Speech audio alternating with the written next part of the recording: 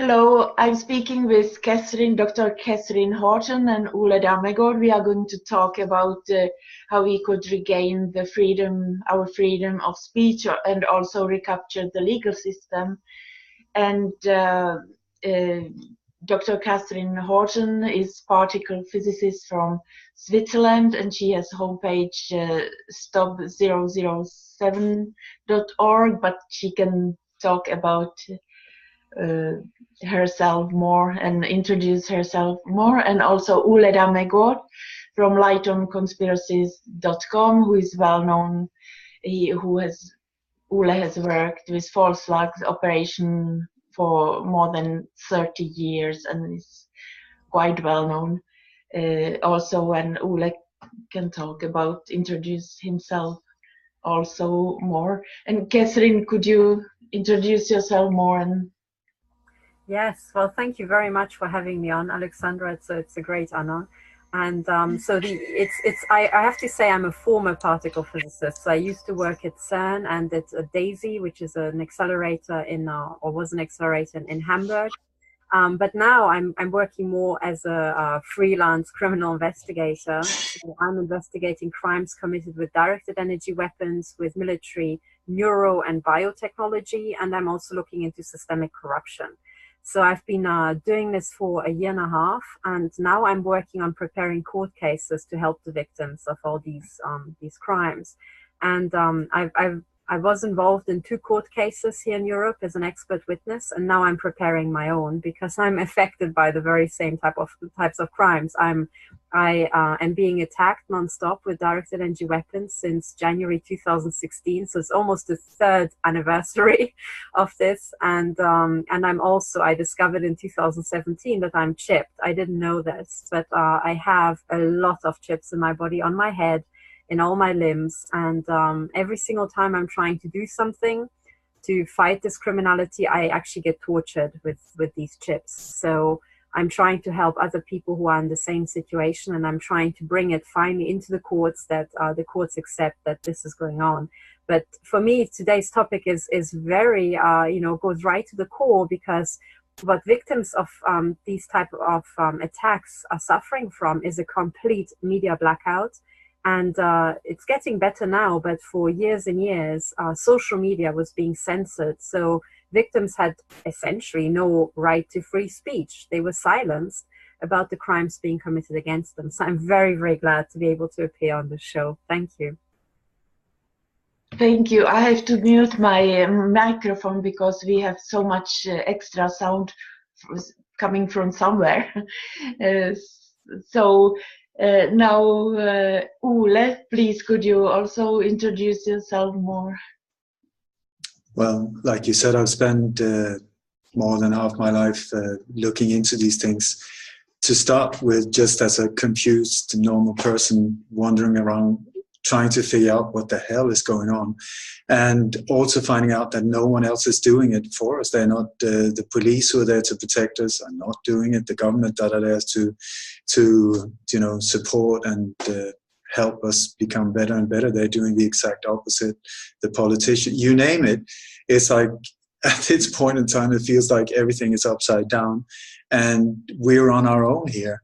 So we sort of have to somehow gather and get the power back to ourselves, take personal responsibility and get back in balance and power and harmony, because they're very strong forces that are trying to force us into a very dark and not very nice future.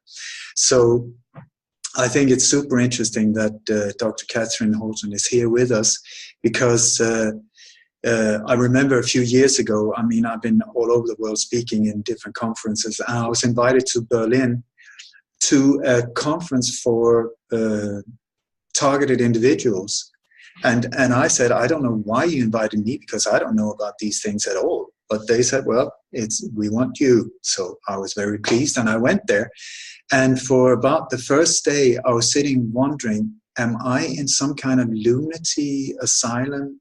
Because there were all of these people that sounded very credible, talking about absolute weird stuff that, I mean, tortured souls that were in so much pain, physically and psychological pain and torture, and they were talking about things that, I mean, I had no idea. But after, it was a 3-day conference, after these 3 days, I just felt, I need to learn about these things because this is real. I mean, people are even committing suicide because they cannot take it anymore. And it was very strange for me as well, because one of the other speakers were Ole Johansson, Professor Ole Johansson from the Karolinska Institute in Stockholm, who is super knowledgeable about the dangers with cell phones and mobile phones and so on. And I asked him, what do you think about these people who are in the audience? Because they were like 200-300 saying the exact same things, but there was no common thread. There was not the same age or the same ethnic background or skin color or gender or you name it. It was just all over the place. And I said, I find this hard to believe. And he said, I don't believe it at all, because when you do scientific stuff, you do it like this, like this, like this, like this, and it doesn't match up at all. I had to totally disagree with him now, because the more I find out that there's this, it's almost like they're inflicting pain randomly, just like they also inflict terror attacks and violence randomly to affect as many people as possible. And these poor individuals, nobody is listening to them. Everybody's looking upon them as they're being absolutely mad and crazy and off their rockers. So I think it's super interesting and very valuable that somebody with an IQ like you, Katherine, I mean, you look like you can tell the difference between hot and cold water and a lot more. So when somebody like you are suddenly also stepping forward saying that this is real, and we got Cody Snodgrass, the CIA whistleblower, who also has been in the other end of this dark agenda, being part of using these weapons, and was killed twice. I mean, he flatlined twice after one of these attacks. So it's becoming very real. And so I think it's at this time also when everything is being pushed together. I mean, we're being attacked from all different directions, the air, the water, you name it, chemtrails, cell towers, 5G, smart meters, false flag attacks, vaccines, you name it. I mean, we are bombarded with it. So it's so important that we understand what the problem is, because you have to see what is the problem before you can try and find any kind of solution instead of just wandering around complaining. You have to see this is actually what's going on. And so I think it's super interesting to be part of this. Thank you so much, Alexandra, for inviting me also, because we need to join forces, and we come from so different angles and different backgrounds. So I think together, hopefully, we can make a difference. And I think also what is super interesting with you, Katherine, is that you're taking it to court. I mean, you're not bullshitting. You are taking it to court. Not that I trust courts at all at this point. I mean, I'm so looking forward to the day when I meet a judge that I can shake his hand and say, listen, I trust you. I see you by your actions that you are an honorable person. I'm very much looking forward to that day. And I'm sure they're out there. So it's just me that haven't met so many of them. But it's like when you take it to that next level, that is where it starts making a difference. And I see in so many different areas, I'm getting approached now by militaries in top positions, black ops, police officers, militaries, politicians, you name it. They're starting to, I think when the ship is starting to sink, the rats are leaving.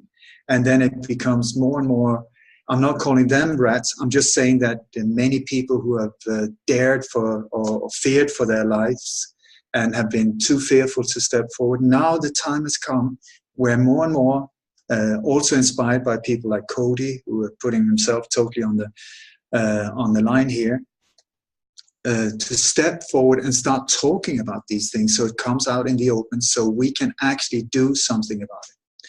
So, and I just want to say 2019 is going to be a party year.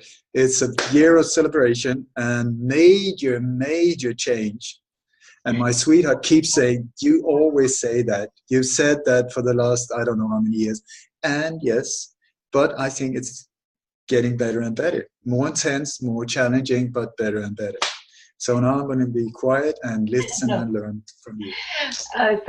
Of course, this year is 2018. 18 is 6 plus 6 plus 6, 666. So this year, when we leave it, we have some good start. What I would like to say that on the highest level, legal level, we have a United Nations and Security Council, and there are three countries: United States, Great Britain, France, as some kind of security. What we know about United States, it's like DARPA and genocide. Now, in these days, like last month, there were fires in California that are obviously man-made. It's directed energy weapons. If you see the dead bodies, you see legs, like normal legs, and then you see like vaporized dust, black dust. You can see these pictures. I don't know if smart meters were also somehow involved, but it's Rothschild's company there, and like we have United States, a nuclear superpower, attacking our own citizens, US population, with weapons of mass destruction. Shall we go there and save them?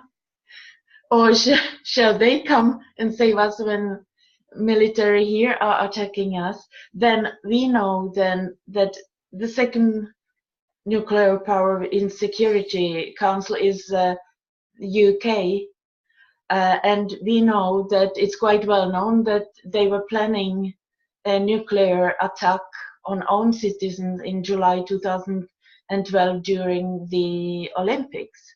Michael Shrimpton, barrister Michael Shrimpton, has witnessed about it, and also his name is Fellows, I don't remember now the first name, but Ben Fellows, a journalist who also learned that G4S, the company, that the employees knew that they would take 200,000, I believe, FEMA coffins, and one FEMA coffin you get like 4 or 5 dead bodies inside. I was there in London. I would be killed also. And France, haven't they attacked? They were certainly involved in Syria, Libya, 2 years before the problems in Syria has begun. So the former, I believe, Minister of Foreign Affairs of France, Roland Dumas, I believe, he said on television that he was contacted by the British, and I believe also the French, that they were preparing something in Syria in case he would like to join. And then when it started 2 years later, it was obvious for him that the secret services of Great Britain and probably France also has been involved in preparation of this. So we have on the highest level, like some kind of security council for the whole planet, 3 countries that they are obviously attacking others and even own citizens. So, well, I think, you know, this is something that's really hard for most people to understand, is why would a country attack its own citizens? And I'm trying to get across to them that it's actually not their country in the meaning that they would understand it. It's not their government. The governments haven't existed in a very long time in the way that, or maybe never existed in the way we imagine them. What we have is now a super architecture over the entire, over all nation states, that is an organized crime syndicate, and that's going to asset strip wherever they can. So they have deep captured and infiltrated governments over centuries, and they rule. So it's not really the US government technically that is attacking them. It is an extraterritorial foreign syndicate that has roots in the US. And for example, if you look at where the inland revenue money is going in the US, it goes straight to the City of London. You know, the entire tax revenue of the United States goes to the City of London. And this is very well known in finance. And what the US government does to pay its employees is to take a new credit every year. So that's why the debt is rocketing up, because every year they are taking new credit to pay for government operations, whereby all the tax revenue goes to the City of London to pay off the interest on the previous debt. This is a total nonsense situation, and the same is happening everywhere. So, you know, what we have is these, I think by now it's known that Washington, D.C. is a private property, extraterritorial private property. So is the City of London, and Washington, D.C., City of London, and the Vatican form a three-city state. The Vatican have their own diplomats. So London, they don't really have diplomats, they have bankers, but they also have technically immunity.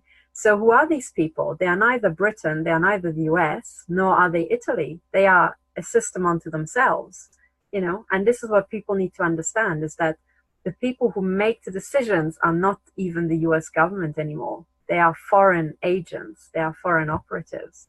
And once you get your head around that, it's clear to understand why they would attack the US. I mean, in my view, what we saw in the world since the First and the Second World War is this organized crime syndicate is going around the world, and it's literally harvesting assets.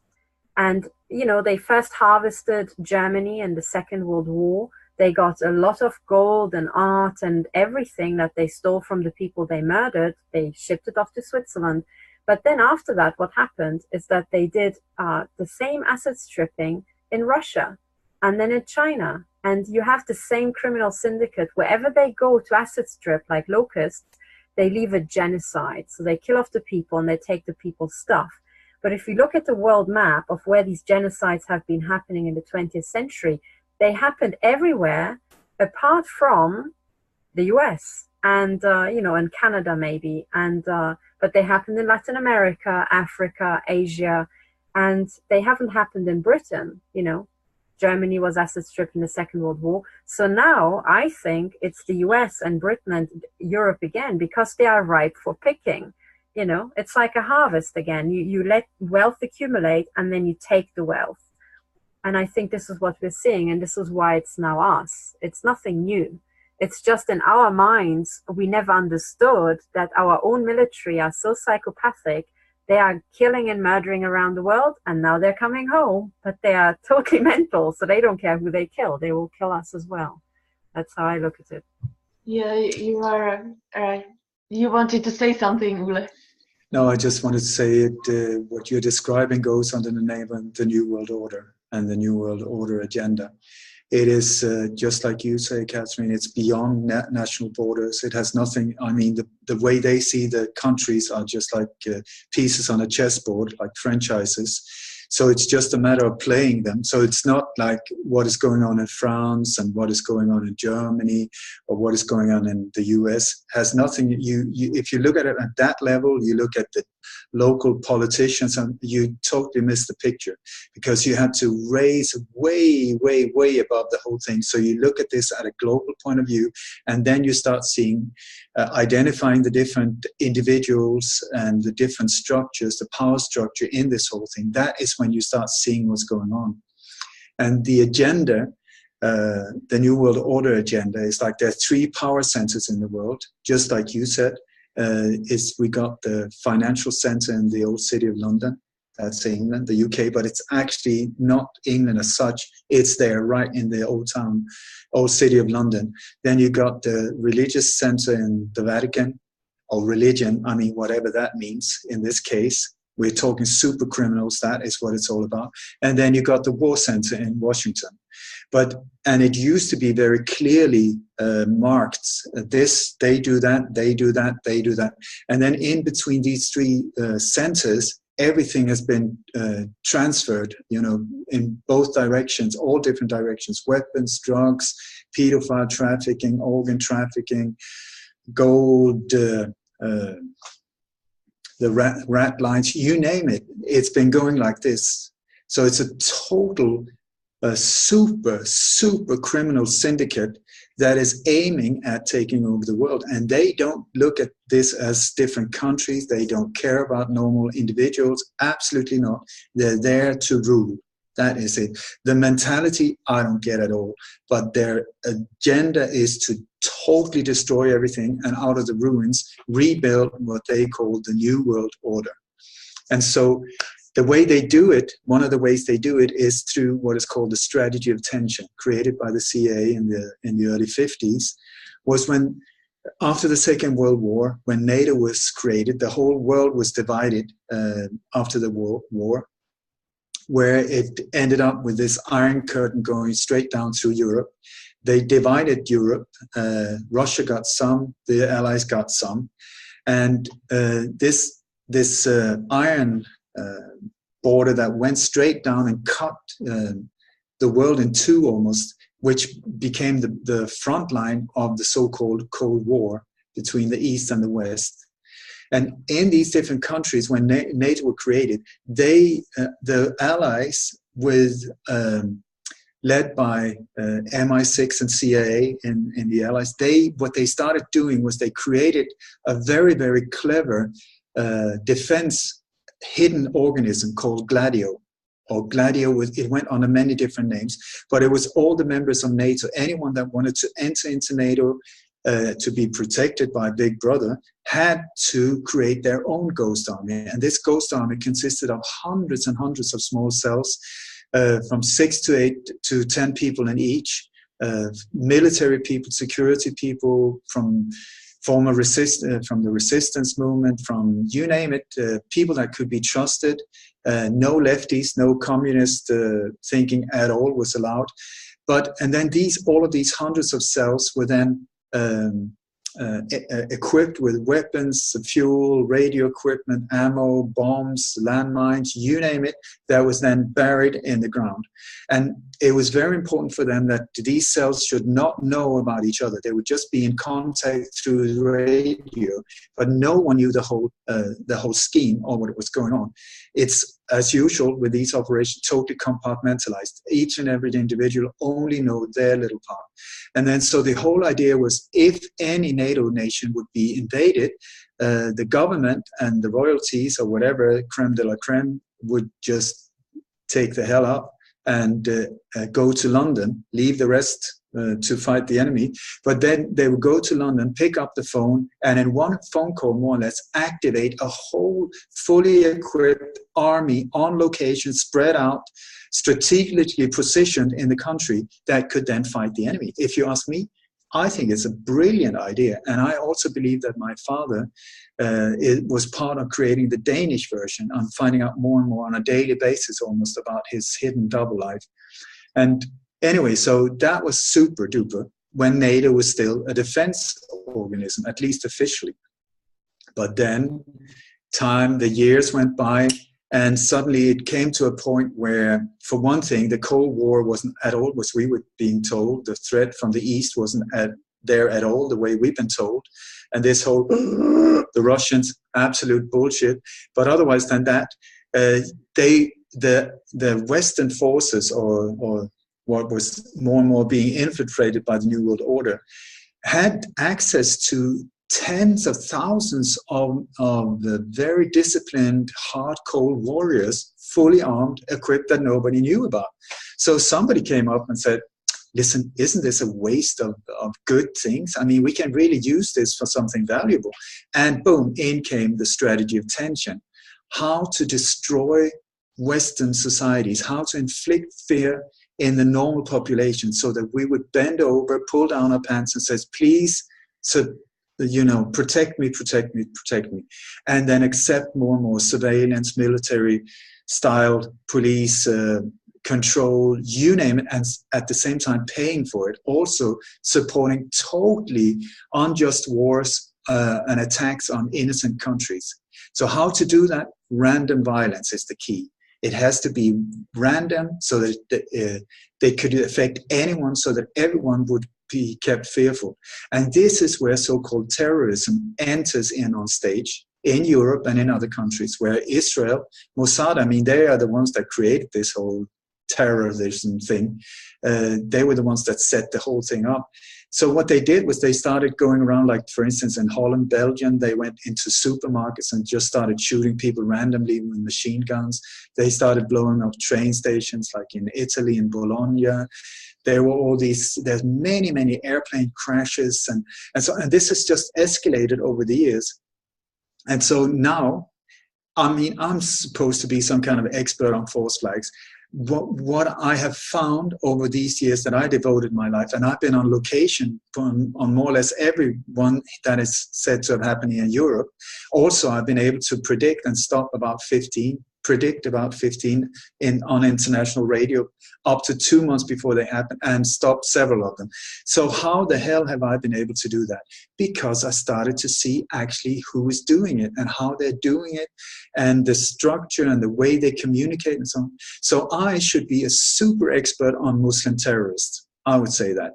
I mean, with such devotion, so many years input, I have not to this day found one real Islamic terrorist. As far as I know, I have not.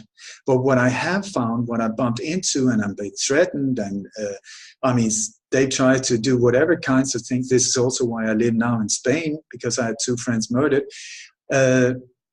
What I have encountered repeatedly are state-sponsored terrorism aimed at strategic points to freak the hell out of normal population. So they target iconic locations for that country,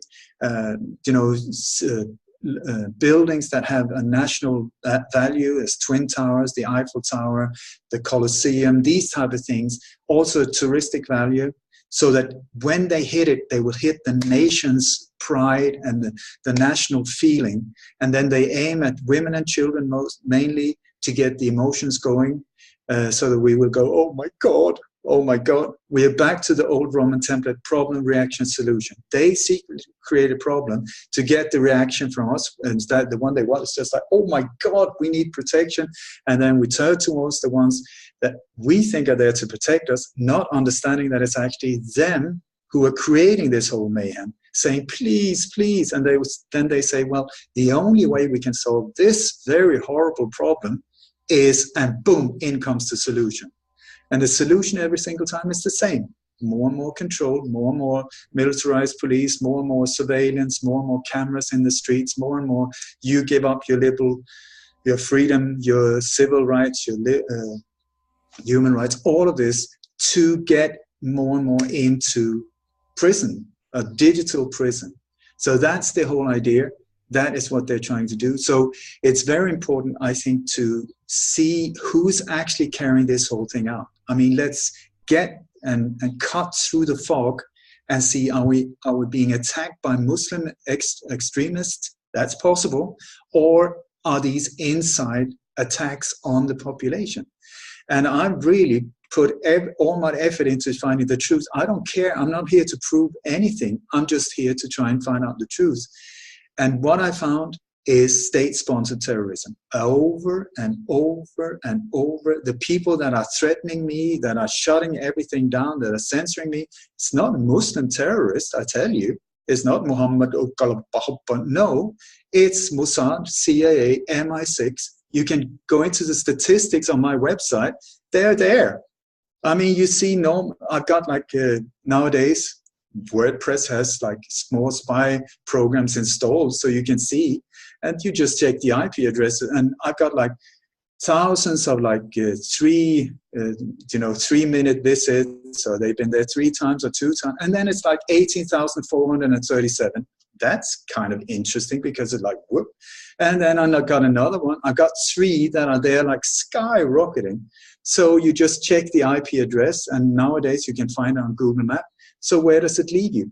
Well, the 3 ones that I found I haven't really looked so much, but there's 3 of them that just stood up, and I took screenshots of them. And one is on Kungsholmen in Stockholm. That is the place where the police headquarters are, and also the secret police. That's one. That's interesting. The second one is the MI6, the exact location by the Thames River in London, central London. Boom, MI6. Oh my God, surprising. And the other one, NSA. Well, guess what? That's very surprising. So I would also say, I'm ranting on here, but I would also say, so if I've been able to predict publicly on international radio 15 of these, that is quite something, I would say. It's not, I'm super intelligent, or I've got a crystal ball. There must be something that I'm onto. So I would say, if I were them, either this individual must be involved, or he's found some way to see what's going on, and he could possibly help to stop this thing. If what we're being told that they're actually trying to stop this so-called terrorism, why are they not contacting me? Why have they not said, hey, you there, you come here because we want to work with you. Please tell us, either we're going to find out how you're involved with these Muslim terrorists, or how the hell have you been able to do this? The reason for them not doing it, I say that smells a long way. And what does it smell of? Well, I can tell you, not very nice stuff. The reason why they don't want to speak to me, or they want to shut us down, is because it's them doing it to us. They are the ones doing it to us. That's the whole point. You know, actually, when you were talking, I'll pass the microphone back to Alexandra literally in a moment. I just wanted to say 2 things. When you described the GLADIO program, you know, one of the things that it makes me think of immediately is that it is a franchise. You know, when you set up a McDonald's, you know, you just want to open a McDonald's, you can run it as a franchise, and there are supermarkets that are franchises. And what it will do is that you take a loan, which you will repay from the profit you generate, but they supply, you know, the logo and many things and the shopping trolleys and so on. This is how a franchise works. You buy yourself in a franchise, and then you profit from it, and then part of the money goes back to HQ. This is a very well-known concept, and I'm not sure when the first franchises opened, but they are absolutely ancient. And I think what we forget is that this crime syndicate, it is in business. It's just in crime, which is also business. It has exactly the same structure and the same mechanisms, and it has the same sort of concept. So these GLADIO armies, they are little franchises of the global organized crime syndicate. You know, somebody does a buy-in, which might be a control file or something, and then they have to work to kind of, you know, get back up on their feet from the control file. Maybe they have, you know, conscripted to the military or whatever. But then HQ will supply the weapons, the communication tech, will supply the communication channels and the covert signs and so on. And they're unified centrally. And then the HQ will control all these little, you know, individual franchises. That's absolutely, you know, it totally fits with everything else we know about this crime syndicate. And I just wanted to draw your attention to the viewers and maybe also the panel, to the fact that once you make the assumption that we're not dealing with governments anymore, but we're dealing with a superstructure that is highly criminal, so an organized crime syndicate, you can start thinking, okay, how does a mafia, not necessarily the Italian mafia, although they're involved, but any mafia in the world, how do they operate?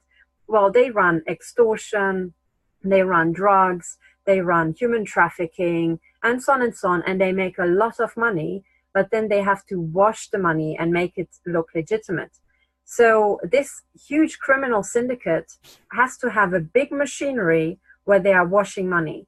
And traditionally, the Italian mafia has been laundering illicit money from drugs through front organizations that were apparently normal businesses. For example, ice cream parlors. They are in Italy one of the top money laundering places because ice cream is like printing money in summer, especially in Italy. You know, it's like 1 cone of ice cream, which is water and cream. You pay, you know, €2 sometimes. So ice cream parlors make a stupid amount of money in a very short time period. So you can funnel in extra money and say, oh, this is from ice cream, but actually it's from selling drugs, you know, and stuff like that. So what has been set up is that all this asset stripping operation that has been done by this crime cartel around the world needed to invest into normal businesses to cover up the money flows internationally. You know, I mean, there's barely any financial regulation investigation anyway, but there's some. So they still have to hide this mega operation. And what has grown up out of this is a huge commercial cartel, where this global crime syndicate is investing in normal businesses and they're buying them up one after the other because they are making so much money. So at some point, a systems analysis team in Switzerland at ETH of Zurich went out and started looking for this cartel. I'm not sure if they had organized crime in mind, but they wanted to look for an economic superstructure that everybody said exists. And in 2011, they came up with this bombshell paper that pretty much shows who is involved. Now, I want to show you a plot because that identifies who the criminals are at a very, very high level. But I'm not sure if I can share my screen. I will just give it a random try. Let's see. I think it's this one. Okay, can you guys see this paper? Yeah. Okay, fantastic. So it's not as boring as it looks at first, okay? So bear with me. This paper is called The Network of Global Corporate Control, and it was publicized by the former General Counsel, Karen Hudis, the General Counsel for the World Bank.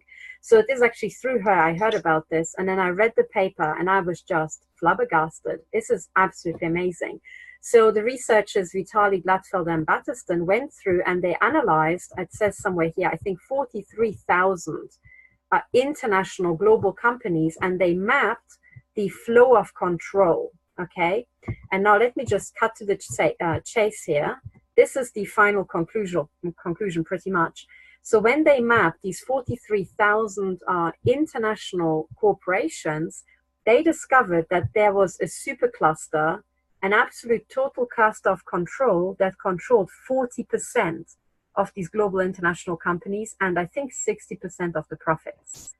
And they also discovered that this cartel had gone under the radar of all the cartel legislation around the world by not having the majority in the shares, but instead controlling the boards of directors. I think this is how I understand it. Now, when they mapped out how the boards of directors hang together, they discovered the superstructure, and they discovered that at the very top, and nobody's going to be surprised by this now, at the very top are banks and insurance companies. So you have Commerzbank, Credit Suisse, Deutsche Bank, Barclays, UBS, Merrill Lynch, JP Morgan, Goldman Sachs, and here it is, Bank of America. Nobody is surprised by this. But what this actually proves, black and white, and this is why this paper is so very, very important. Katherine, could we take part 2? Because I see that it's some problem with Zoom. Oh, less than 1 minute. Yeah. So if you remember where you